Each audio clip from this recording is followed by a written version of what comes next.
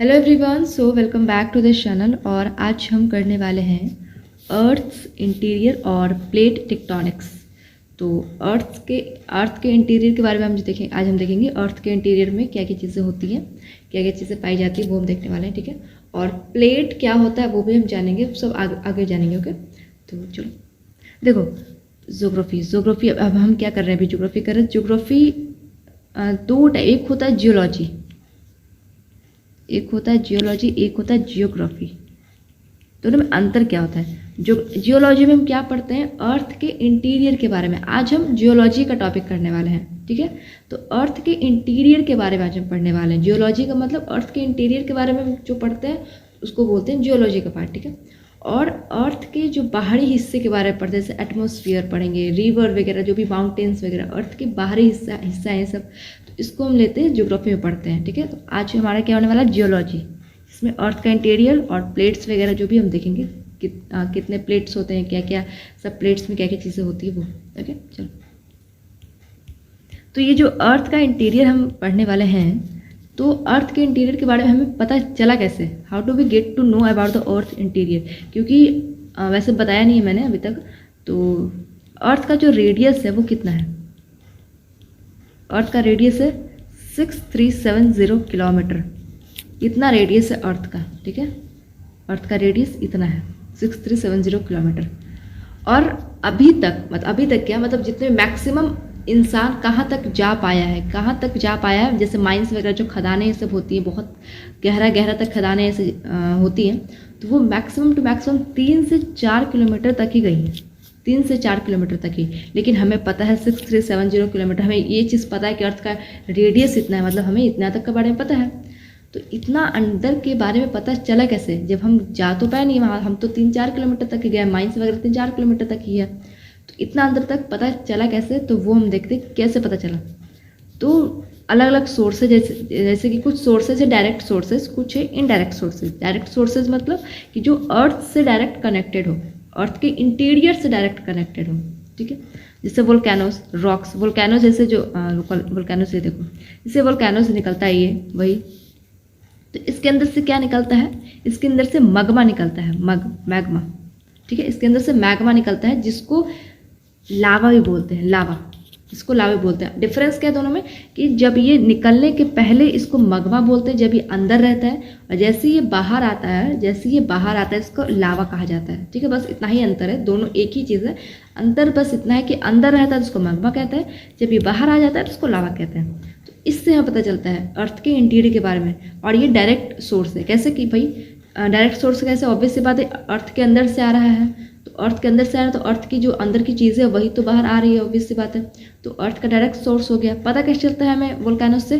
तो अंदर से जो मगमा आया है वो अर्थ का ही अंदर का पार्ट था, उसको जाकर लैब वगैरह में चेक किया जाएगा कि इसमें क्या क्या चीज़ें हैं, उससे पता चल जाएगा कि हाँ अर्थ के अंदर क्या क्या चीज़ें पाई जाती हैं। ओके, तो एक वोल्केनो एक सोर्स हो गया, डायरेक्ट सोर्स। और रॉक्स कैसे डायरेक्ट सोर्स है?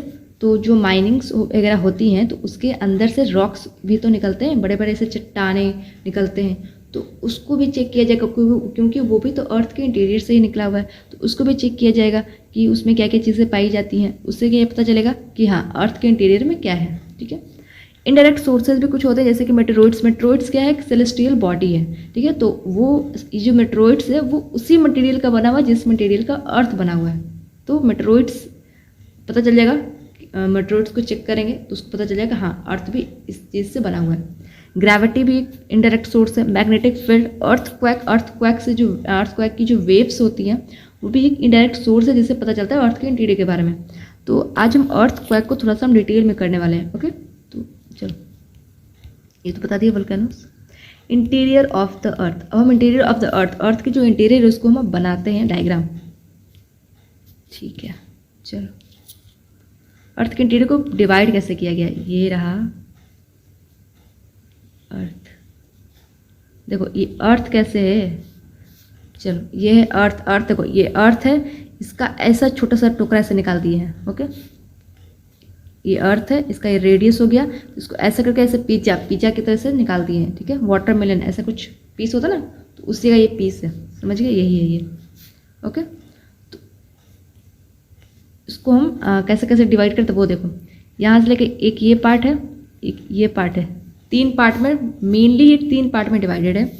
फर्स्ट इसको क्या बोलेंगे, इसको बोलेंगे क्रस्ट, इसको बोलेंगे क्रस्ट, इसको बोलते हैं मेंटल और इसको बोलते हैं कोर, ठीक है। और इसको, ये तो मेनली ये 3 पार्ट में डिवाइडेड है, इसको फर्दर भी डिवाइड किया जाएगा। तो वो देखो फर्दर डिवाइड, इसको फर्दर जब डिवाइड किया जाएगा तो क्रस्ट को भी 2 भागों में डिवाइड किया जाएगा। ऐसे नहीं है, मतलब इक्वली थोड़ा सा है, ऐसे बिल्कुल नहीं है, ऐसे थोड़ा सा कर दो।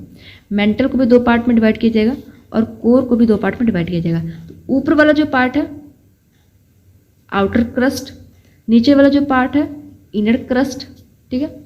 मैं क्लियरली लिख नहीं पा रही हूँ तो लेकिन आप समझ जाओ। ऊपर वाला जो पार्ट है मेंटल का आउटर मेंटल, नीचे वाला जो पार्ट है मेंटल का इनर मेंटल, ठीक है। फिर ऊपर वाला जो पार्ट है इनर मेंटल या फिर लोअर मेंटल, लोअर मेंटल, ठीक है। अब ये कोड, कोड वाला पार्ट, तो ऊपर वाला जो पार्ट है कोड का outer code, outer code, okay. और नीचे वाला जो पार्ट है कोड का इनर कोड। ये समझ में आ गया यहाँ तक? चलो देखो, चाहे तो मैं पहले से ही डायग्राम बना कर ला सकती तो वो क्लियर भी डायग्राम होता, लेकिन फिर मेरे को यहाँ पे लाइफ ऐसे करना था कि हाँ कैसे कैसे डिवाइड करते हैं ऐसे, ताकि माइंड में आपके भी ऐसे बनते रहे वो। तो इसीलिए फिर मैंने यहाँ पे किया, और यहाँ पे मुझे लिखने में क्लियरली बन नहीं रहा। तो आई होप आपको समझ में आ रहा होगा कि क्या क्या किया जा रहा है अभी, ठीक है। तो अभी इसको देखते हैं, अभी इसको पूरा कट करना पड़ेगा। ये इंटीरियर ऑफ द अर्थ हो गया, ठीक है। क्रस्ट, मेंटल कोर जो मैंने डिवाइड किया, फिर उस क्रस्ट को भी 2 भागों में डिवाइड किया, अपर आउटर क्रस्ट, फिर लोअर क्रस्ट, फिर मेंटल को भी अपर मेंटल लोअर मेंटल, फिर कोर को भी आउटर कोर इनर कोर, ऐसे किया। तो यहाँ तक समझ में आ गया। अब यहाँ पे देखते हैं कंपोजिशन, हाँ कंपोजिशन ऑफ द अर्थ। अर्थ का जो कंपोजिशन है मास के थ्रू, वॉल्यूम के थ्रू, थिकनेस के थ्रू। तो याद अभी ध्यान से थोड़ा देखा होगा आपने, तो कैसे बनाया था मैंने ऐसे बनाया था। इसको मैंने क्रस्ट बोला था, इसको मैंने क्रस्ट बोला था, इसको मैंने मेंटल, इसको मैंने कोर बोला था, ठीक है। तो नहीं, ये देखो ये कितना बड़ा है, इसका वॉल्यूम, इसका वॉल्यूम, इसका वॉल्यूम। सबसे कम वॉल्यूम किसका है? इसका है। उससे सबसे ज़्यादा वॉल्यूम किसका है? इसका है। दिख रहा है ना? तो चलो, तो क्रस्ट का वॉल्यूम कितना है? क्रस्ट का वॉल्यूम है 1%, सबसे कम इसका था। सेकेंड नंबर पे कोर का वॉल्यूम था, तो इसका है 15%। 15 ने मैक्सिमम इसका लिखो, चलो मेंटल का लिखो। सबसे कम कोर क्रस्ट का था 1%। मेंटल का कितना, सबसे ज़्यादा वॉल्यूम किसका था? मेंटल का था ना। तो 84% इसका वॉल्यूम है। बच गया जो 15% कोर का वॉल्यूम हो गया, ठीक है। मास की बात करें तो वो भी ऐसे ही जाएगा, कम। सबसे कम इसका क्रस्ट का जाएगा 1%। वैसे तो मास क्रस्ट का जो होता है 1% से भी कम होता है, लेकिन ठीक है ऑन एन एवरेज 1% ले लेते हैं। मेंटल का सबसे ज़्यादा मास रहेगा 68% और जो बच गया कोर का 31%, ठीक है। थिकनेस की बात की जाए तो थिकनेस अभी हम देखेंगे डायग्राम में भी, लेकिन यहाँ पे लिख देती हूँ मैं। थिकनेस इसका 0 से लेके 100 किलोमीटर तक है। वैसे 100 तो जाता नहीं है, 70-80 तक ही रह जाता है, लेकिन फिर भी मैक्सिमम टू मैक्सिमम 100 किलोमीटर तक क्रस्ट का थिकनेस है। मेंटल का थिकनेस जाएगा 2900 किलोमीटर तक, और कोर का थिकनेस जाएगा, कहाँ तक थिकनेस जाएगा सोचो, कहाँ तक जाएगा? जो अर्थ का रेडियस है, ऑब्वियस सी बात है, जो अर्थ का रेडियस है वहाँ तक थिकनेस जाएगा ना कोर का। तो अर्थ का रेडियस कितना है? 6370 किलोमीटर। तो इतना जाएगा कोर का थिकनेस, ठीक। कट, देखो ये रहा क्रस्ट का थिकनेस 0 से लेके 100 किलोमीटर तक। ये मेंटल का थिकनेस 2900 किलोमीटर, फिर कोर का थिकनेस 6378 किलोमीटर। ये क्या है? ये कोर को 2 पार्ट में डिवाइड किया गया है। एक आउटर कोर को ऐसे किया था ना 2 पार्ट में डिवाइड, एक आउटर कोर एक इनर कोर। तो ये आउटर कोर का थिकनेस है 5100 किलोमीटर आउटर कोर तक है। फिर इनर कोर का थिकनेस है 6378 kilometre. Outer core inner core में डिफरेंस क्या है? तो आउटर कोर जो है वो लिक्विड स्टेट में होता है, लिक्विड स्टेट में, और जो इनर कोर होता है वो सॉलिड स्टेट में होता है। क्यों? क्योंकि ऊपर से बहुत प्रेशर आ रहा है, ऊपर से, तो ये सॉलिड स्टेट में हो जाएगा। ज़्यादा प्रेशर होगा तो सॉलिड में चेंज हो जाता है, तो ये सॉलिड स्टेट में होता है। और ये जो आउटर कोर होता है वो लिक्विड स्टेट में होता है, ठीक। अब ये देखो, इसको फर्दर डिवाइड किया जाता है। अभी हम फिर से एक डायग्राम बनाते हैं। चलो, 2 टाइप ऑफ क्रस्ट। तो ये क्रस्ट के 2 टाइप का होता है। क्रस्ट बनाया था ना ऊपर, सबसे ऊपर वाला पार्ट। क्रस्ट किसको कहते हैं? अपर जो लेयर होता है, अपर मोस्ट जो लेयर होता है अर्थ का, उसको क्रस्ट बोलते हैं। मतलब जिस पे हम बैठते हैं, जिस पे हम बैठे हैं, जिस पे आप लोग सब बैठ के वीडियो देख रहे हो, उसको कहाँ बैठे हो आप लोग? क्रस्ट पे बैठे हो, ठीक है। घर जो है, जो माउंटेन्स हैं, वो किस पे है? क्रस्ट पे है। तो क्रस्ट 2 टाइप के होते हैं। एक होते हैं ओशियनिक क्रस्ट, एक कॉन्टिनेंटल क्रस्ट। देखो, एक कॉन्टिनेंटल क्रस्ट होते हैं, एक ओशियनिक क्रस्ट होते हैं। डिफरेंस क्या है दोनों में, कॉन्टिनेंटल क्रस्ट और ओशियनिक क्रस्ट में? कि जो अभी हम लोग कहाँ पे हैं, हम लोग कॉन्टिनेंटल क्रस्ट पे हैं। माउंटेन्स वगैरह कॉन्टिनेंटल क्रस्ट पे है। ओशियनिक क्रस्ट जो ओशन के नीचे जो जस्ट लेयर है, ओशन के नीचे जो जस्ट जो लेयर है, उसी को बोलेंगे ओशियनिक क्रस्ट। बस नाम का डिफरेंस है बस। और ये कॉन्टिनेंट के नीचे ये पहाड़ वगैरह किस पे है? कॉन्टिनेंटल क्रस्ट पे, ठीक है। दोनों में बस ये कि ओशियनिक क्रस्ट क्या है? ओशन के नीचे जो जस्ट लेयर, ओशन जिसके ऊपर है, ओशन जिसके ऊपर है, तो जिसके ऊपर है वो उसको क्या बोलेंगे? Oceanic crust. और ये कॉन्टिनेंट जिसके ऊपर, कॉन्टिनेंट उसको कॉन्टिनेंटल क्रस्ट, ठीक है। पहाड़ वगैरह जो भी है कॉन्टिनेंटल क्रस्ट के ऊपर आएगा। ये लिथोस्फीयर क्या होता है? ये देखो, लिथोस्फीयर क्या होता है, इसको फर्दर डिवाइड करते हैं। कहाँ गया पेज? ये देखो,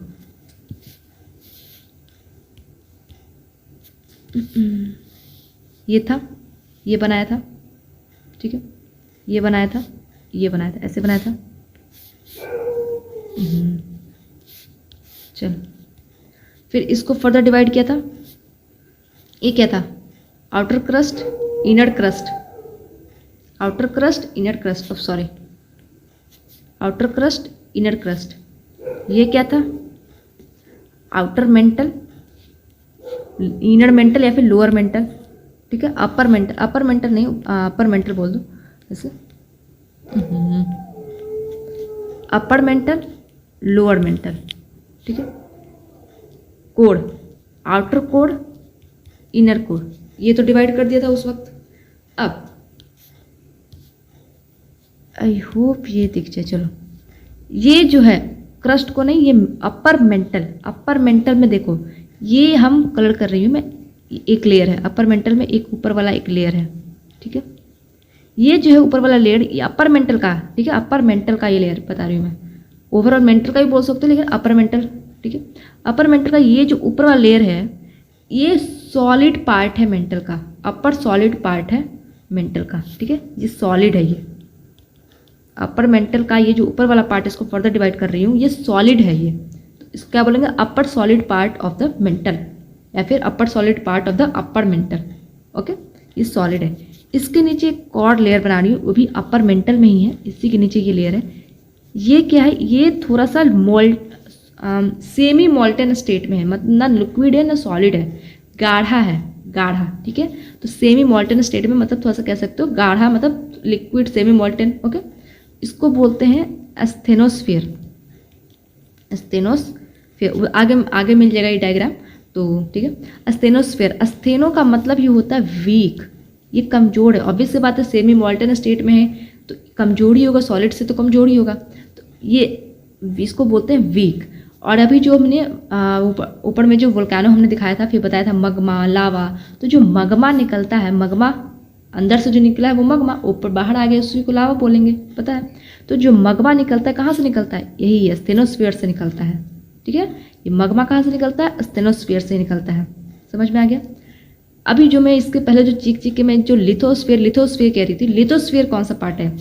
तो ये जो पार्ट है अपर क्रस्ट पूरा, अपर क्रस्ट, लोअर क्रस्ट, पूरा क्रस्ट, ठीक है। अपर क्रस्ट, लोअर क्रस्ट, पूरा क्रस्ट मिलाकर, और मेंटल में ये ब्लू वाला जो पार्ट ले लिया, मतलब solid part of the mantle, solid part, upper solid part of the mantle, और crust, upper solid part of the mantle, और क्रस्ट को बन के ये जो पार्ट बना, इसको बोलते हैं लिथोस्फीयर। इसको बोलते हैं लिथोस्फीयर, ठीक है। इसको बोलते हैं लिथोस्फीयर। समझ में आ गया? लिथोस्फीयर क्रस्ट पूरा ले लेंगे, ऊपर क्रस्ट, अपर क्रस्ट, लोअर क्रस्ट, क्रस्ट पूरा ले लेंगे, और अपर मेंटल का सॉलिड वाला पार्ट, उसके जस्ट नीचे वाला पार्ट क्या है, एस्थेनोस्फीयर, जो कि वीक है, जो कि सेमी मॉल्टन स्टेट में है। ओके, गाढ़ा है वो। इतना समझ में आ गया, आई होप समझ में आ गया होगा। ठीक है, अगर नहीं समझ तो फिर से बैक करना, समझ में आ जाएगा। ये लिथोस्फीयर को जो हम सबसे स्टार्टिंग में वीडियो स्टार्ट ही किया था मैंने बताया था कि आज प्लेट्स पढ़ेंगे हम, तो इसी लिथोस्फीयर को हम प्लेट बोलते हैं। इसी लिथोस्फीयर को हम प्लेट बोलते हैं। और ये लिथोस्फीयर का थिकनेस कहाँ तक जाएगा, मैंने क्रस्ट का थिकनेस कहाँ से कहाँ तक बताया था, 0 से लेकर 100 किलोमीटर तक। तो लिथोस्फीयर थोड़ा सा ज़्यादा ही जाएगा, तो मैक्सिमम टू मैक्सिमम ये 200 किलोमीटर तक लिथोस्फीयर का चला जाता है। लिथोस्फीयर का जो थिकनेस है लिथोस्फीयर का, पूरा ऊपर से नीचे नीचे तक रहेगा ना, क्रस्ट से पूरा अपर क्रस्ट पूरा ऊपर से लेकर नीचे तक, मतलब वही solid part of the mantle, solid part of the upper mantle. Okay, तो कहाँ से कहाँ तक इसका थिकनेस रहेगा लिथोस्फीयर का, 0 से लेकर 200 किलोमीटर तक ये रहेगा इसका थिकनेस। ठीक, समझ में आ गया। चलो, इसके नीचे स्टेनोस्फीयर है। ओके, चलो इसको कट करती हूँ।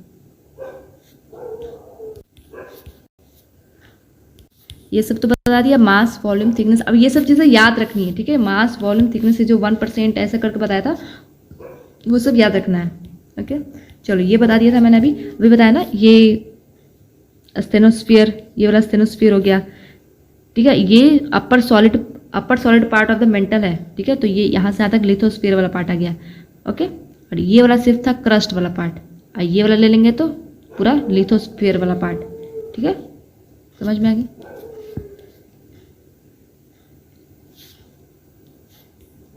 चलो, और ये जो क्रस्ट का थिकनेस है 0 से लेकर 100 किलोमीटर, तो ऑब्वियस सी बात है, ये जो ओसेनिक क्रस्ट होगा उसका थिकनेस कम होगा, कॉन्टिनेंटल क्रस्ट का थिकनेस ज़्यादा होगा। ये देखो, और ये जो फिगर इसमें बना हुआ डायग्राम जो ये बना हुआ है, बहुत ही सही डायग्राम बना हुआ है। देखो यहाँ से ये डेप्थ कितना ज़्यादा है, ये देखो ऊपर गया हुआ जितना नीचे गया हुआ, ऐसा ही होता है। जो मतलब ऐसे बड़े बड़े जो जैसे कि पहाड़, माउंट एवरेस्ट भी सोच लो, कितना इतना अगर ऊंचा है, इसका जो नीचे का पार्ट होगा, नीचे का जो डेप्थ होगा वो भी ऐसा रहेगा। ये नहीं कि ऐसे है माउंट एवरेस्ट, ऐसे कोई भी माउंटेन ऐसा है तो उसका जो बेस होगा वो ऐसा रहेगा, ऐसा नहीं होता। उसका बेस भी ऐसा ही रहता है, या तो जितना ये डेप्थ, जितना ये हाइट पे है उतना ही डेप्थ रहेगा, या फिर उससे ज़्यादा रहेगा। ठीक है, देखो यहाँ पे वैसे ही दिखाया हुआ है, इतना हाइट है उसका तो इसका डेप्थ भी उतना ही दिया है। ये बहुत सही डायग्राम ये बनाया गया है। इसका डेप्थ कम है तो इसका हाइट कम है तो इसका भी डेप्थ कम है। ठीक है, और इसका हाइट ज़्यादा है तो इसका भी डेप्थ ज़्यादा है। क्यों ऐसा रहता है, क्योंकि ताकि उसका जो वेट है, इसका जो हाइट है, इसका जो वेट है, सब कुछ को बैलेंस करने के लिए जितना हाइट ऊपर होता है उतना नीचे डेप्थ रहता है। ठीक है, तो इसी से ये बन जाता है, ये इसका जो क्रस्ट का जो थिकनेस होता है यहाँ पे ज़्यादा हो जाता है। टू टाइप ऑफ क्रस्ट बता दिया, कॉन्टिनेंटल क्रस्ट, ओसेनिक क्रस्ट क्या होता है पता चल गया। What are they made up of, अब ये क्रस्ट मेंटल ये सब चीज़ें बने किस चीज़ से होती हैं। बस एक सेकंड, कॉन्टिनेंटल क्रस्ट और ओसेनिक क्रस्ट में डिफरेंस देख लेते हैं। वैसे तो बता ही दिया, कॉन्टिनेंटल क्रस्ट कैसा होता है, थिक होता है। ओसेनिक क्रस्ट कैसा होता है, थिन होता है, पतला होता है। ठीक है, कॉन्टिनेंटल क्रस्ट जो होता है वो लाइट होता है। कॉन्टिनेंटल क्रस्ट जो होता है वो लाइट होता है, लाइटर। ओसेनिक क्रस्ट होता है डेंसर। ओसेनिक क्रस्ट थिन होकर भी डेंसर होता है, मतलब डेंसर, भारी। ठीक है, क्यों, क्योंकि ये बना होता है ओसेनिक क्रस्ट बेसाल्टिक का। अब बेसाल्टिक जो होता है वो डेंस होता है ग्रेनाइट से। बेसाल्टिक जो होता है वो डेंस होता है ग्रेनाइट से। ठीक है, कॉन्टिनेंटल क्रस्ट ग्रेनाइट से बना होता है और ओसेनिक क्रस्ट बेसाल्टिक से बनता है। याद कैसे करेंगे, ओशन में सॉल्ट, बेसाल्टिक, ओशन में सॉल्ट। ठीक है, चलो ये बने किस चीज़ के होते हैं, क्रस्ट बना होता है C+Al, सिलिका और एल्यूमिनियम। सिलिका और एल्यूमिनियम, सी का मतलब होता है सिलिका और अल का मतलब होता है एल्यूमिनियम। ठीक है, सिलिका और एल्यूमिनियम, क्रस्ट बना होता है सिलिका और एल्यूमिनियम से, Cl से। वैसे रॉक्स जिसमें सिलिका और एल्यूमिनियम बहुत ज़्यादा क्वांटिटी में पाया जाता है, बहुत ज़्यादा क्वांटिटी में, ऐसे रॉक्स जिसमें सिलिका और एल्यूमिनियम बहुत ज़्यादा क्वांटिटी में पाया जाता है, वैसे रॉक्स को कहते हैं फेल्डस्पार। ठीक है, इसको भी लिखना फेल्डस्पार, सिलिका और एल्यूमिनियम। ओके, फेल्डस्पार, इस चीज़ को भी याद रखना। चलो मेंटल किस चीज़ का बना होता है? मेंटल सी प्लस मा, मतलब सी से सिलिका और मा से मैग्नीशियम। सी प्लस मा, सी से सिलिका, मा से मैग्नीशियम। इसको, हाँ, इसको जो भी बताया ना कि Cl, सिलिका और एल्युमिनियम को बोलते हैं, ऐसे रॉक्स जिसमें सिलिका और एल्युमिनियम बहुत ज़्यादा क्वांटिटी में पाए जाते हैं, उसको बोलते हैं फेल्डस्पार। फेल्डस्पार भी कहा जाता है, और इसको फेल्डस्पार भी कहा जाता है, और इसको अल्यूमिनो सिलिकेट्स भी कहा जा सकता है। Silicates, alumino silicates. ठीक है, क्रस्ट खत्म। मेंटल में क्या बताया अभी? सीमा सिलिका प्लस मैग्नीशियम से बना होता है मेंटल। और कोर बना होता है नी से निकल, और Fe से आयरन। ठीक है, Fe से आयरन। ये हो गया।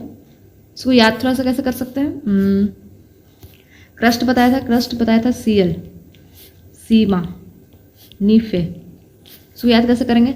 मेंटल, अगर कोई मेंटल रहेगा ऐसा क्रैक थोड़ा सा, तो मेंटल रहेगा तो उसका कोई सीमा नहीं है, वो पता नहीं क्या कर जाएगा। उसका कोई सीमा नहीं, वो पता नहीं कुछ भी कर जाएगा अगर कोई थोड़ा सा क्रैक, थोड़ा सा मेंटल रहेगा तो।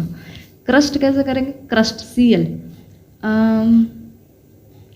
क्रस्ट, किसी को क्रस्ट करने के लिए से इसको कैसे बताएं? Cl, I don't know. Seema याद रखना, Cl और सीमा में ही प्रॉब्लम होती है। Cl किस में, सीमा किस में है? तो सीमा अगर आया तो जगह, तो Cl अपने आप रह जाएगा, ऊपर वाले में है। और कोड में नाइफ कर देना, अगर नाइफ से नीफे को नाइफ पढ़ लेना है, इसको ऐसे कर लेना कोड। इसको वैसे डायरेक्ट याद हो जाएगा, लेकिन अगर इसको भी ऐसे कर सकते हैं। किसी चीज़ को काटना होता है तो हम कोर तक, मतलब पूरा डेप्थ तक काटना, जैसे वाटरमेलन को पूरा अंदर तक काटना है तो नाइफ वगैरह चाहिए होगा, अच्छा खासा एकदम धाड़ वाला। तो ऐसा कुछ याद कर लेना। ठीक, अब आते हैं डिसकंटिन्यूटी। डिसकंटिन्यूटी में क्या है? अभी हमने जो बनाया ऊपर, ये हो गया क्रस्ट, मेंटल, कोर। ठीक, इसको फर्दर डिवाइड करते हैं। ऐसे नहीं होगा, डायरेक्ट ही करते हैं। ये हो गया, ये हो गया, ये हो गया। ये क्या है? Outer crust, inner crust, upper mantle, inner mental, outer core, inner core. ठीक, समझ में आ गया? तो चलो, ये जो लाइन है, ये इसको बोलते हैं डिसकंटिन्यूटी, मतलब दोनों के बीच का कह सकते हैं बाउंड्री। ठीक है, डिसकंटिन्यूटी मतलब ऐसे बाउंड्री कह सकते हैं। Okay, discontinuity, boundary. तो ये जो है इसको क्या बोलते हैं? इसको बोलते हैं, इसको याद करने का, इसको पहले नाम लिखते हैं, उसका ट्रिक बताएंगे। इसको बोलते हैं कॉनरैड। इसको बोल सब डिसकंटिन्यूटी। ठीक है, बस ऊपर वाला को छोड़ो, ऊपर वाला ऑब्वियस सी बात है, ऊपर किससे डिसकंटिन्यू हो रहा है? ये सब के बीच में एक बाउंड्री बन रहा है, तो इसको बोलते हैं मोहोस डिसकंटिन्यूटी। इसको बोलते हैं रेपेटी,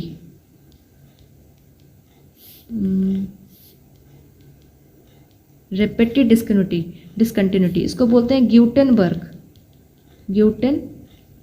BURG, ग्यूटेनबर्ग। और इसको बोलते हैं लेहमन्स। ठीक, इसको याद कैसे करेंगे? कोई मुझे, को से कोई, मोह से मुझे, कोई मुझे, आर से रेपेटी, आर से रेड, कोई मुझे रेड गुटेनबर्ग गुलाब ला दो, कोई मुझे रेड गुलाब ला दो। कोई से कॉनरैड, मुझे से मोहोस, और कोई मुझे रेड से रेपेटी, गुलाब से ग्यूटेनबर्ग, ला से लेहमन, दो तो एक्स्ट्रा में है। ठीक है, कोई मुझे रेड गुलाब ला दो। ओके, इसको याद कर लेना। इस क्वेश्चन को ऐसे ही बन सकते हैं, पूछेगा आउटर क्रस्ट और इनर क्रस्ट का जो डिसकंटिन्यूटी है कॉनरैड, ये पूछेगा कैसे कि ये जो है ये पूछेगा, कैसे पूछेगा? ये क्रस्ट अलग अलग तरीके से पूछ सकता है, ये जैसे उसका मन करेगा। ये पूछेगा क्रस्ट और मेंटल का जो डिसकंटिन्यूटी है पूरा, तो डिसकंटिन्यूटी है वो क्या है? मोहस बोल सकते हो, या फिर ऐसे पूछ सकता है कि इनर क्रस्ट और अपर मेंटल का जो डिसकंटिन्यूटी है वो क्या है? तो मोहस। ठीक है, तो कैसे भी सवाल करेगा आपको बस जवाब दे देना है। ओके, क्योंकि ऐसे डायग्राम बना लेना है, जैसे भी सवाल करे वो जवाब आ जाएगा। ओके, तो जरूरी नहीं डायरेक्ट ही वो पूछे कि ऐसा पूछेगा ऊपर वाला, कैसे भी तरीके से वो पूछ सकता है। जैसे भी बताया ना, अपर मेंटल लोअर मेंटल ऐसा करके पूछ सकता है, ऐसे करके भी पूछ सकता है। तो आपको जवाब दे देना है। ओके, ट्रिक तो बता ही दिया। कोई मुझे रेड गुलाब ला दो, दो का कोई मतलब नहीं है, बाकी हो गया। ठीक, कंपोजिशन ऑफ द अर्थ, अर्थ का जो कंपोजिशन है वो देखते हैं। अर्थ के क्रस्ट का जो कंपोजिशन, इससे सवाल बनते हैं। तो ऑक्सीजन 46.6% है, सबसे ज़्यादा ऑक्सीजन है। एलिमेंट में सबसे ज़्यादा क्या है? ऑक्सीजन है। सिलिकॉन कितना है? 27.7%। एल्यूमिनियम कितना है? 8.1%। वैसे तो परसेंटेज थोड़ा सा ध्यान रख लेना, थोड़ा सा परसेंटेज ध्यान रख लेना, लेकिन अगर सिर्फ डायरेक्टली अगर परसेंटेज ध्यान नहीं रखना है, बस जानना है कि सबसे ज़्यादा कौन है, तो ऑक्सीजन, सिलिकॉन, एल्यूमिनियम। इसको कैसे पढ़ेंगे? OCl, ओ ऐसा बोलते हैं ना दोस्तों को, OCl इधर आ, ओ इधर आ, ओ इधर आ, तो वैसे OCl इधर आ, OCl, ऐसे OCl। ठीक है, इससे बस इतना ही याद कर पाओगे कि मैक्सिमम कितना है, मिनिमम किसका है, मतलब मैक्सिमम कितना है, सेकंड मैक्स कितना है, थर्ड मैक्सिमम किसका है। तो परसेंटेज तो याद नहीं होगा, लेकिन थोड़ा सा परसेंटेज ध्यान में रख लेना अगर पूछ लिया जाए तो, क्योंकि ये तीनों, बस सादा का नहीं, बस ये तीनों का परसेंटेज ध्यान में रखना। मोस्ट अबंडेंट एलिमेंट ऑक्सीजन है। मोस्ट अबंडेंट मेटल कौन सा है? एल्यूमिनियम है। ठीक है, मोस्ट अबंडेंट मेटल कौन सा, उसके बाद कौन सा अबंडेंट है मेटल में? आयरन है। Most abundant element oxygen. ठीक है, इस चीज़ को याद रखना, मोस्ट अबंडेंट, और ये मोस्ट अबंडेंट मेटल में एल्यूमिनियम, और एलिमेंट में ऑक्सीजन। मोस्ट सबसे ज़्यादा पाए जाने वाले ऑक्सीजन, सबसे ज़्यादा एलिमेंट पाए जाने वाला ऑक्सीजन, सबसे ज़्यादा मेटल में पाए जाने वाला एल्यूमिनियम। ओके, और सबसे ज़्यादा पाए जाने वाले कुछ भी हो ऑक्सीजन। ओके, ये सब थोड़ा देख लें, सोडियम कितना है, पोटेशियम कितना है, मैग्नीशियम कितना है, बस थोड़ा। चलो, प्लेट टेक्टोनिक्स, अभी हमने कहा था ना प्लेट इतना जो ऊपर में चिल्ला के बताया था, प्लेट क्या, प्लेट कौन सा प्लेट? खाने वाला प्लेट नहीं, ये लिथोस्फीयर कौन सा पार्ट था? पूरा ऊपर जो क्रस्ट, पूरा क्रस्ट का जो पार्ट था वो, और अपर मेंटल का सॉलिड वाला पार्ट, उसके नीचे तो स्टेनोस्फीयर था ना, जो कि सेमी मोल्टन स्टेट में था। तो लिथोस्फीयर कौन सा पार्ट था? क्रस्ट वाला पार्ट और अपर मेंटल का सॉलिड वाला पार्ट, पूरा को लिथोस्फीयर कहते हैं। और इसी को बोले थे कि लिथोस्फीयर ही प्लेट होते हैं। ठीक है, तो प्लेट टेक्टोनिक्स हम करने वाले हैं। तो मेजर 7 प्लेट्स होते हैं, माइनर 5 प्लेट्स होते हैं। मेजर 7 प्लेट्स होते हैं, माइनर 5 प्लेट्स होते हैं। तो हमें सब नहीं याद रखना है, हमें सिर्फ मेजर वाला याद रखना है। Major 7, minor 5। मेजर में देखो, एक north American plate 1, Eurasian plate 2, Australian plate 3, Pacific plate 4, south American plate 5, African plate 6, Antarctic plate 7। सातों प्लेट हो गया। मेजर प्लेट याद रखो, माइनर प्लेट बस नाम पढ़ना तो पढ़े ना, कोको ऐसे कैरेबियन, लेकिन इंपॉर्टेंट है नहीं उतना। ओके, और मेजर प्लेट तो याद हो जाएगी ना कॉन्टिनेंट के नाम से, तो तब देखो कॉन्टिनेंट का नाम पे ही है। तो एक है पैसिफिक, तो महासागर के नाम पे है, तो ये तो याद हो जाएगा। हाँ, ये देखो, ये जो प्लेट्स में ये जो देख रहे हो, एरो देख रहे हो, कोई एरो ऐसे, कोई एरो एक दूसरे की तरफ है, कोई एक दूसरे से दूर भाग रही है एरो। ठीक है, कोई एरो कहाँ गई? ठीक है, चलो, ऐसे जो एरो देख रहे हो, कोई ऐसा एरो, तो ये क्या है? ये प्लेट्स का मूवमेंट दिखा रहा है। प्लेट्स किसके ऊपर मूव कर रही है? जो लिथोस्फीयर है किसके ऊपर मूव कर रहा है? इसके नीचे, लिथोस्फीयर के नीचे क्या था? स्टेनोस्फीयर था। एक सेमी मोल्टन स्टेट के ऊपर है ना वो, मतलब कह सकते हो एक गाढ़ा चीज़ के ऊपर है वो, एक लिक्विड, थोड़ा सा लिक्विड सेंस में ले सकते हो कि लिक्विड चीज़ के ऊपर कुछ रहेगा, कोई सॉलिड, तो उसके ऊपर फ्लोट करेगा ना। तो यही फ्लोट कर रही है प्लेट्स, तो ये मूवमेंट करेंगे, फ्लोट करेंगे, ऑफिस से बात है, एक दूसरे में मूवमेंट करेंगे ये लोग, तो ये मूवमेंट को दिखा रहा है। तो मूवमेंट कई टाइप्स के होते हैं। ठीक है, कोई ऐसे पास मूवमेंट जाते हैं, कोई दूर मूवमेंट जाते हैं, तो ये मूवमेंट हम देखेंगे। और ये जो प्लेट्स होती हैं इनमें 3 टाइप की मूवमेंट होती है, एक डाइवर्जेंट, एक कॉन्वर्जेंट और एक ट्रांसफॉर्म मूवमेंट। डाइवर्जेंट में क्या हो रहा है कि जो प्लेट्स हैं वो एक दूसरे से दूर जा रही हैं, एक दूसरे से दूर जा रही हैं। ठीक है, डाइवर्ट हो रही हैं, दूर दूर जा रही हैं। कॉन्वर्जेंट में क्या होता है कि जो प्लेट्स हैं वो एक दूसरे के पास पास आ रही हैं, ठीक है, पास आ रही हैं, ओके। और ट्रांसफॉर्म में क्या होता है कि ना दूर जा रही है ना पास आ रही है, वो एक दूसरे के को रगड़ रही हैं, एक आगे एक पीछे ऐसे रगड़ रही हैं, ठीक है, एक दूसरे को रगड़ रही हैं, ओके। तो इन्हीं मूवमेंट की वजह से, अलग अलग मूवमेंट की वजह से अलग अलग मोशंस बनेंगे, अलग अलग इफेक्ट्स होंगे, अलग अलग टोपोग्राफी होगी, क्या क्या होगी वो देखते हैं। जैसे कि डाइवर्जेंट मीन्स दूर दूर जा रही है, डाइवर्ट हो रही है, तो क्या स्प्रेड हो रही है, मतलब स्प्रेड हो रही है, ठीक है, स्प्रेड हो रही है, दूर दूर जा रही है तो क्या हो रही है, स्प्रेड हो रही है। तो इफेक्ट क्या होगा इसका, कंस्ट्रक्टिव। देखो दूर दूर जा रही है तो ये जो लिथोस्फीयर है, लिथोस्फीयर को तो प्लेट बोल रहे हैं, तो ये जो लिथोस्फीयर है इसके जस्ट नीचे क्या था, बताया था ना, लिथोस्फीयर के जस्ट नीचे क्या था, अस्थेनोस्फीयर था। और अस्थेनोस्फीयर क्या एक सेमी मॉल्टन स्टेज में है। सेमी मॉल्टन स्टेज मतलब थोड़ा लिक्विड, ऐसे कहा था कि लिक्विड स्टेट, थोड़ा मान लो कि लिक्विड के ऊपर से प्लेट्स तैर रही हैं, फ्लोट कर रही हैं। तो ये जब दूर दूर जाएंगी तो इसके नीचे जो स्टेनोस्फीयर है, जो स्टेनोस्फीयर क्या, मैग्मा जो लावा मैंने कहा था मैग्मा, तो ये बाहर आएंगी। ये जब दूर दूर जाएंगी तो दोनों के बीच में स्पेस बनेगा, तो स्पेस बनेगा तो जो अंदर का जो सेमी मॉल्टन जो मैग्मा है वो बाहर आएगा, ठीक है, वो क्या आएगा, बाहर आएगा।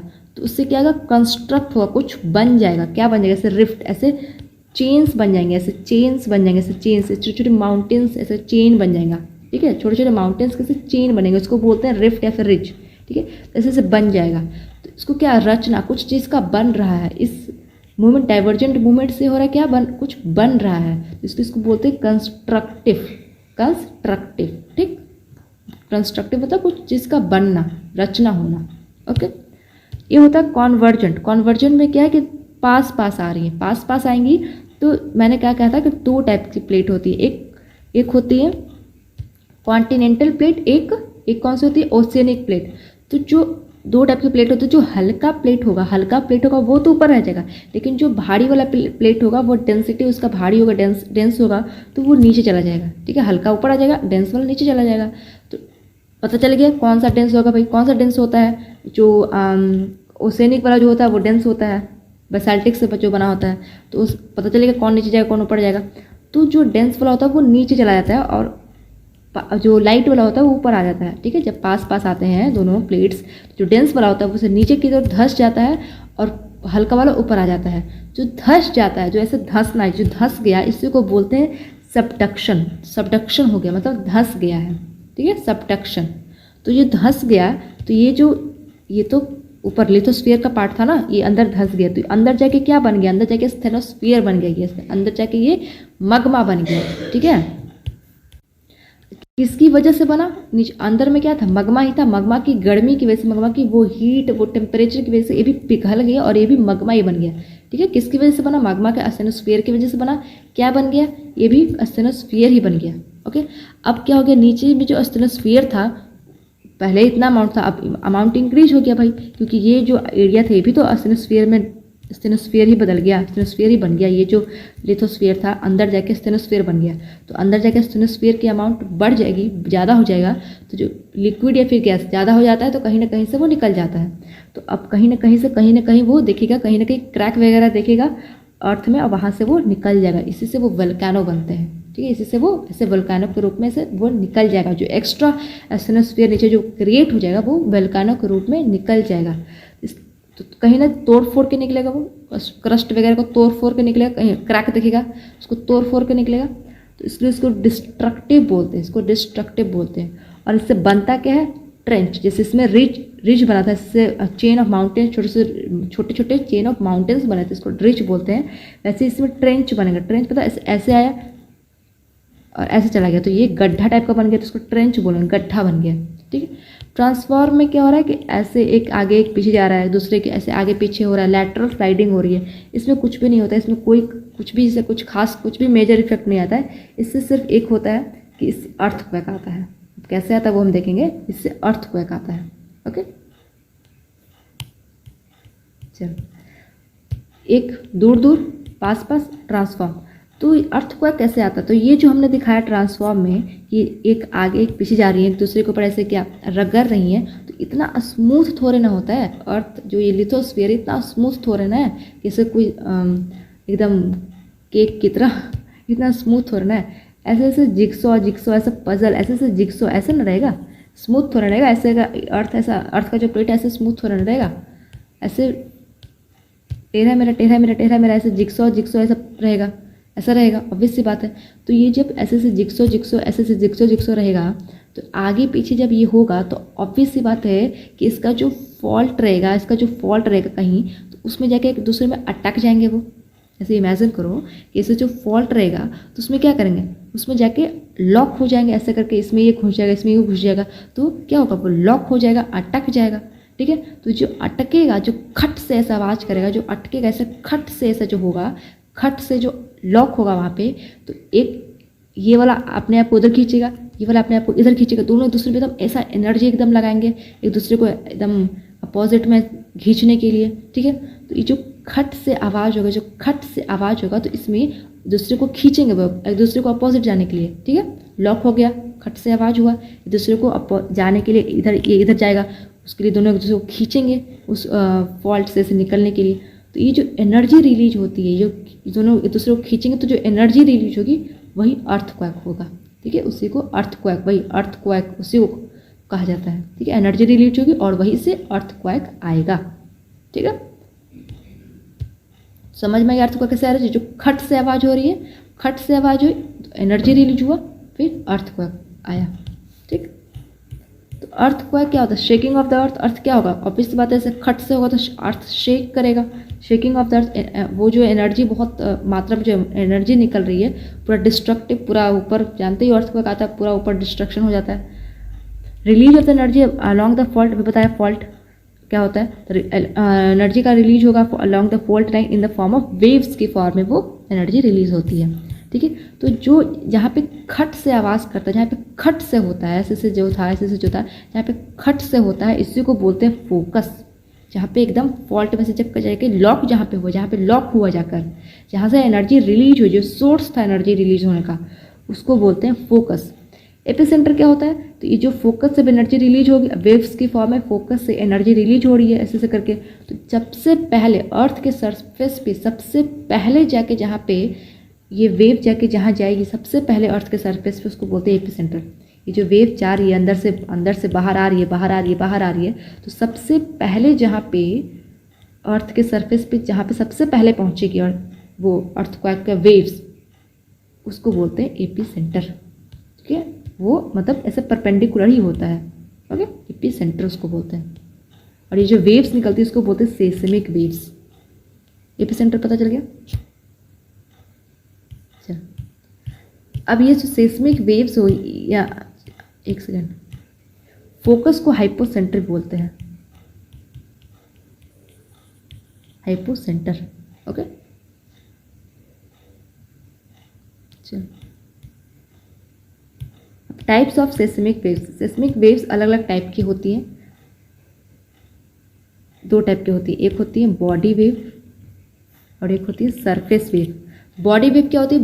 भूकंप से जो वेव निकलती है, भूकंप से जो तरंगे निकली, भूकंप से जो वेव निकली, ठीक है, भूकंप से जो वेव निकली उसको बोलते हैं बॉडी वेव। भूकंप के जैसी भूकंप हुआ जो वेव निकली उसको बोलते हैं बॉडी वेव।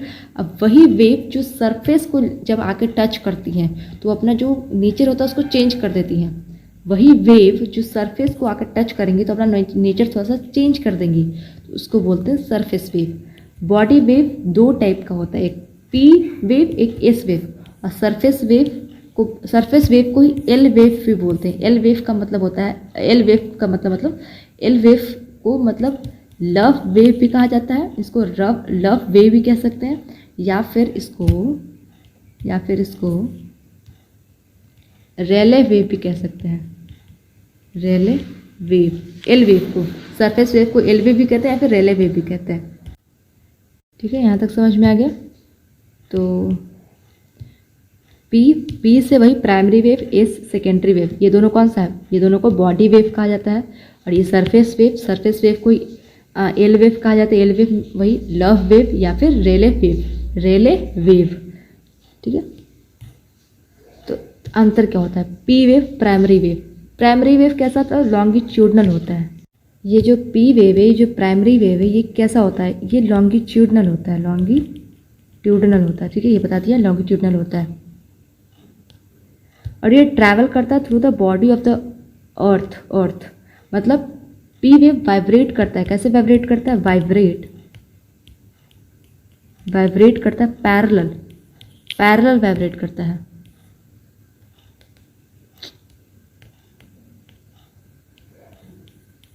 पैरेलल वाइब्रेट करता है to the direction of propagation. समझ में तो आ नहीं रहा है। प्रोपैगेशन ऑफ वेव, डॉक्टर की राइटिंग। ठीक, खैर वाइब्रेट करता है parallel to the direction of the propagation of the wave. Wave का जो डायरेक्शन ऑफ द प्रोपगेशन है, वेव का जो डायरेक्शन ऑफ प्रोपगेशन है, उसी के पैरेलल वाइब्रेट करता है पी वेव, मतलब प्राइमरी वेव। मतलब ऐसे ही direction of the propagation of the wave ऐसा है तो ये भी ऐसे ही ट्रैवल कर रहा है, ऐसे ही ओके, ऐसे ही वाइब्रेट कर रहा है वो भी okay, primary wave. Secondary wave कैसे करता है? ये परपेंडिकुलर ट्रैवल करता है, ये परपेंडिकुलर, और इसी की वजह से यहाँ पे क्रस्ट और ट्रफ बनते हैं। ठीक है, ये अराइव करता है सबसे प्राइमरी वेव जो होता है वो सबसे पहले जाके पहुँचता है, सबसे पहले फर्स्ट टू रीच, सबसे पहले जाके कौन पहुँचता है? Primary wave. इसमें क्या होता है? इसमें पुश और पुल बनता है, इसमें कंप्रेशन और रिफ्रैक्शन होता है। ठीक है, कंप्रेशन और रिफ्रैक्शन होता है। इसमें क्या होता है? कंप्रेशन और रेयरफैक्शन होता है। रेयरफैक्शन होता है। कंप्रेशन का मतलब वही स्क्वीजिंग, ऐसे कंप्रेस होना, ऐसे कंप्रेस होना यहाँ पे। रेयरफैक्शन का मतलब स्ट्रेच होना, मतलब पुश एंड पुल होता है इसमें। ठीक है, ये ट्रैवल करता है through solid, liquid and solid, rock और लिक्विड, ये तीनों से ट्रैवल करता है, तीनों स्टेट से। सॉलिड में भी ट्रैवल कर लेगा, लिक्विड में भी ट्रैवल कर लेगा, गैस में भी ट्रैवल कर लेगा। सबसे ज़्यादा इसकी स्पीड होती है सॉलिड में, फिर इसकी स्पीड होती है लिक्विड में, फिर सबसे कम इसकी स्पीड होती है गैस में। ठीक है, ये हो गया। इसको कैसे हम कह सकते हैं? सॉलिड में भी ट्रैवल कर रहा है, लिक्विड में भी ट्रैवल कर रहा है, गैस में भी ट्रैवल कर रहा है। इसका मतलब ये साउंड वेव की तरह होता है। साउंड वेव भी ऐसा ही होता है, सॉलिड में तीनों में ट्रैवल करती है, और सबसे ज़्यादा सॉलिड में इसकी स्पीड ज़्यादा होती है साउंड वेव की। तो ये किसकी तरह रिजेंबल करता है? साउंड वेव की तरह। ओके, ठीक। आपको याद क्या करना है? यही कि किसके थ्रू ट्रैवल कर रहा है ये याद करना है। अराइव करता है सबसे पहले ये याद करना है। लॉन्गिट्यूडिनल होता है ये याद करना है आपको। पुश एंड पुल, मतलब यही सब याद करना है। सेकेंडरी वेव जो होता है वो दूसरे नंबर पर पहुंचती है। ठीक है, अराइव सेकेंड, दूसरे नंबर पर पहुंचती है। ये perpendicular move material up and down, ऊपर और नीचे परपेंडिकुलर ये ट्रैवल करती है। और इसके थ्रू क्या बनता है? इसके थ्रू क्रस्ट बनता है, क्रस्ट एंड ट्रफ बनता है। ठीक है, क्रस्ट एंड ट्रफ ये ट्रैवल करती है सिर्फ, कैनॉट गो थ्रू लिक्विड, ये लिक्विड से नहीं जा सकती, ये सिर्फ सॉलिड से ट्रैवल करती है। एस से सेकेंडरी, एस से सॉलिड, सिर्फ सॉलिड से ट्रैवल करती है ये, ना लिक्विड से ना गैस से। ओके, और surface wave travel on the surface inflict most damage, ये सरफेस पर ट्रैवल करती है, और सबसे ज़्यादा डिस्ट्रक्टिव, सबसे ज़्यादा डैमेज सरफेस वेव ही करती है, सबसे ज़्यादा डैमेज सरफेस वेव ही करती है।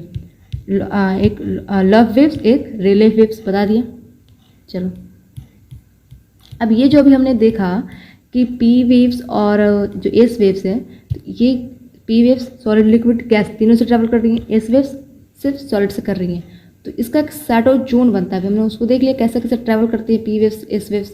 तो शैडो जोन बनाती हैं ये जो पी वेव्स और एस वेव्स हैं, ये शैडो जोन बनाती हैं। शैडो जोन मतलब कहाँ पे, जहाँ पे ट्रैवल नहीं कर रही है उसको बोलेंगे शैडो जोन। तो कैसे बनाती हैं वो देखते हैं। ये दो टाइप की जो होती हैं, ठीक है, एक पी वेव होती है, पी वेव शैडो जोन बनती है, पी वेव शैडो जोन एक बनती है S wave shadow zone. Shadow zone क्या होता है बता दिया। तो देखो, पी वेव अभी बताया सॉलिड, लिक्विड, गैस तीनों से ट्रैवल करती है, सॉलिड, लिक्विड, गैस। सबसे ज़्यादा स्पीड सॉलिड में, उससे कम लिक्विड में, उससे कम स्पीड गैस में। और एस वेव जो होती है वो सिर्फ सॉलिड से ट्रैवल करती है, लिक्विड गैस से वो ट्रैवल ही नहीं करती है, मतलब धीमा क्या, ट्रैवल ही नहीं करती है। ये तो है पी वेव की लिक्विड से ट्रैवल करती है लेकिन धीमे ट्रैवल करती है। तो देखो, जब ये जो पी वेव को जब ऐसे पास किया गया ना, पी वेव्स को जब ऐसे पास किया गया, तो ये तो क्रस्ट वाला पार्ट है। तो क्रस्ट वाला जो पार्ट है वो तो सॉलिड है, तो जल्दी जल्दी ट्रैवल कर गई, फट ऐसे ट्रैवल कर गई। लेकिन जब ये आउटर कोर पे आई, कोर में दो कोर थे, एक outer core, inner core. Outer core कैसा था? आउटर कोर लिक्विड था, बताया था ना, आउटर कोर लिक्विड स्टेट में था। तो जब ये आउटर कोर के पास आई, तो ये लिक्विड स्टेट जब के पास आई, तो इसका जो स्पीड था पी वेव का वो धीमा हो गया।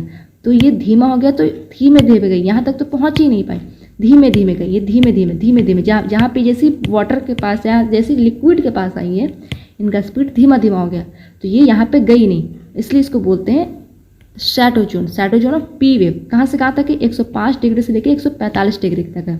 ठीक है, समझ में आ गया। और एस वेव, वैसे जब एस वेव को जब ऐसे पास किया गया, तो जो एस वेव थी सॉलिड में ट्रैवल करती है, सॉलिड में तो फट फट फट फट ट्रैवल कर गई। जैसे ये लिक्विड के पास आई, जैसे ये लिक्विड के पास आई, ये तो ट्रैवल ही नहीं करती है लिक्विड से, ये तो पी वेव ट्रैवल कर भी लेती है, धीरे धीरे ट्रैवल कर भी ली, तो इसलिए यहाँ तक दिखने को आपको मिल रहा है, बस यहाँ पर नहीं देखने को मिल रहा है क्योंकि धीरे धीरे कर रही है, यहाँ तक तो पहुँच ही नहीं पाई। लेकिन एस वेव तो लिक्विड में ट्रैवल करती ही नहीं है, ट्रैवल करती ही नहीं है, तो जैसे ही लिक्विड आया, ये तो वहाँ से आगे बढ़ेंगे ही नहीं, तो ये इनका जो शैडो जोन बनेगा इतना से इतना बने हुए हैं, 105 डिग्री से लेकर 105 डिग्री तक इनका शैडो जोन बहुत बड़ा बनता है। 105 से लेकर 105 तक इनका कितना बनता है, 105 से लेकर 145 तक ही बनता है सिर्फ। लेकिन एस वेव का जो शैडो जोन बनता है 105 से लेकर 105 तक बनता है। और ये जो शैडो जोन ये जो बनता है एस वेव का, ये 40% है ऑफ द अर्थ सरफेस, अर्थ का सरफेस का 40% है।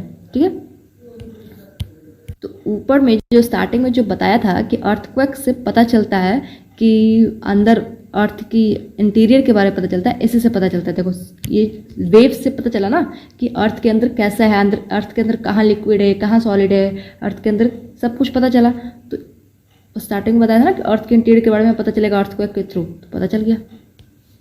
चलो, इफेक्ट्स ऑफ द अर्थक्वेक। अब अर्थक्वेक के अलग अलग इफेक्ट्स होते हैं, अलग अलग, सबको पता है डिस्ट्रक्शन कितना हाई मास लेवल पे एकदम ऐसा सब कुछ, घर वगैरह गिर जाता है, बिल्डिंग्स वगैरह। ठीक है, तो एक तो सुनामी आती है। सुनामी क्या है, सुनामी एक जापानीज वर्ड है, एक जापानीज वर्ड है, जापानीज वर्ड जिसका मतलब होता है हार्बर वेव्स।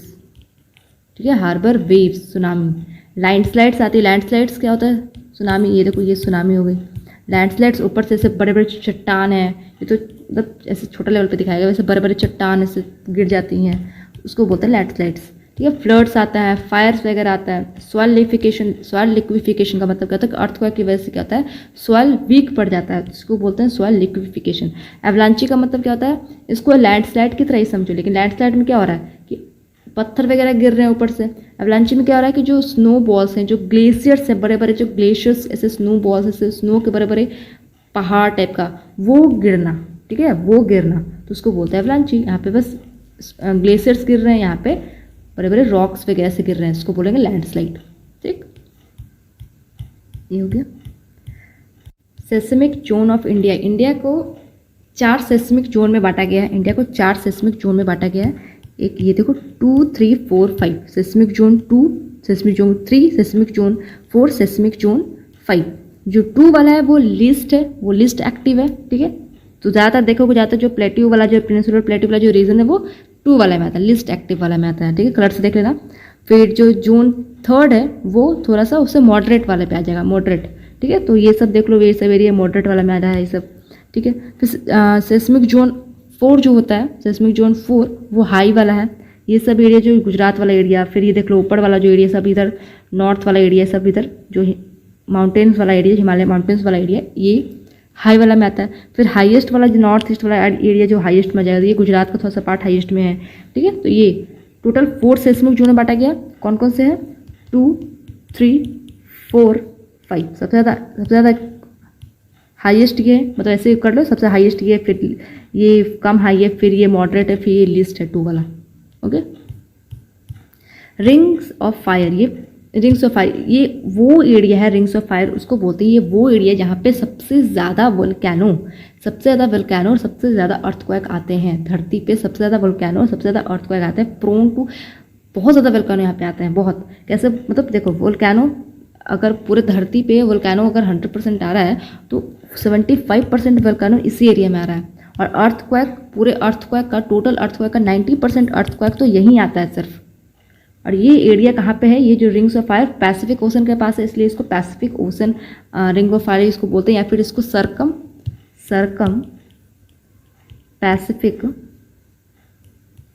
पैसिफिक बेल्ट भी इसको बोलते हैं, सरकम पैसिफिक बेल्ट। ठीक है, इसमें सबसे ज़्यादा वोल्केनोज और सबसे ज़्यादा अर्थक्वेक्स वगैरह सबसे ज़्यादा यहाँ पे आते हैं। ओके, इसको याद रखना, rings of fire. Measurement of the earthquake की मेजरमेंट अब देखते हैं। जो अर्थक्वेक की जो वेव, अर्थक्वेक वेव, उसको तो मेजर करने के लिए सेस्मियोग्राफ से इसको मेजर करते हैं। सेस्मोग्राफ समझ में आ रहा है?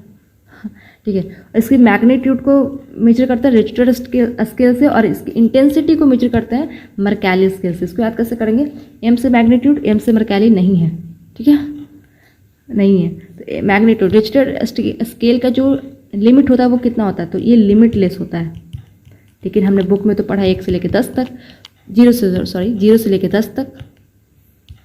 तो ये इसलिए क्योंकि 10 से आगे मैक्सिमम, मतलब 10 से आगे गया ही नहीं है, 10 से आगे इतना मैग्नीट्यूड गया ही नहीं है। ठीक है, इसलिए इसको बस पढ़ते हैं यहीं तक। लेकिन वैसे अगर लिमिटलेस, अगर इसका लिमिट पूछा तो ये लिमिटलेस है। ओके, मर्कैली स्केल इसकी जो लिमिट है वो 1 से लेकर 12 तक है, इसकी 0 से लेकर 10 तक, ऐसे मतलब पढ़ने में। लेकिन वैसे तो ये लिमिटलेस है इसका। ओके, इससे हम मैग्नीट्यूड नापते हैं, इससे हम मर्कैली से इंटेंसिटी नापते हैं। इसको ध्यान रखना। खत्म। तो आई होप आपको यहाँ तक समझ में आ गया होगा। कोई भी डाउट हो तो नीचे कमेंट बॉक्स में आप पूछ लेना। वैसे सब कुछ समझ में आ गया ना? ठीक है, तो कमेंट बॉक्स में नीचे पूछ लेना कुछ भी, अगर कोई भी डाउट हो नीचे कमेंट बॉक्स में। और PDF के लिए टेलीग्राम चैनल पर चल जाना। ओके, तब तक के लिए थैंक यू।